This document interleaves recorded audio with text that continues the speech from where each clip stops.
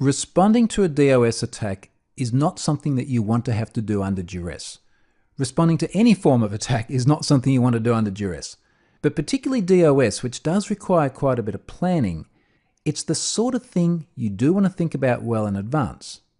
Some of the defenses you may need to implement do have very long lead times.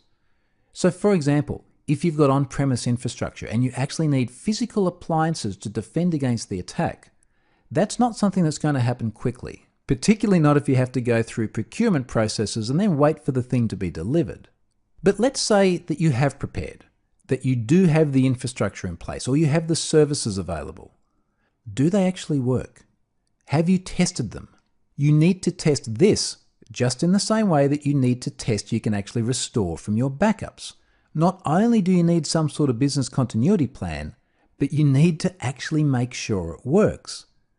Now, there are services available to help you do this, but do use legitimate stress testing services. They're out there, and they're not called stressors or booters.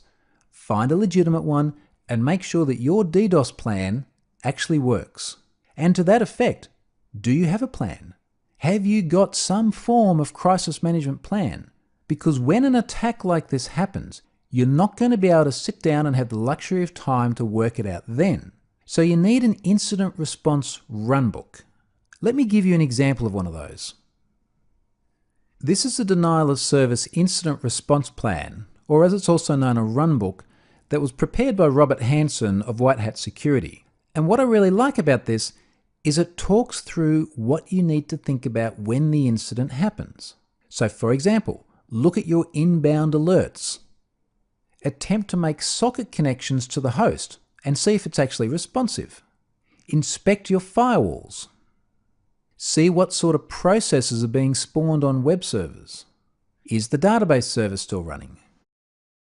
And even things like informing public relations. Have a think about that. Do you actually have in your plan how you're going to communicate with the business component of your organization? Will they need to make public statements about outages? We've seen lots of really bad public communications after security incidents because they've been prepared by PR people who just simply don't understand what's going on. Prepare this in advance, or at the very least, have a runbook that prompts you to do this. And that way you can make sure that you get the messaging right and you communicate to customers early. And lastly, this is not an easy question, but ask yourself this. What will a DoS attack actually cost you? Earlier on in the course, we saw figures that went up to $20,000 a minute.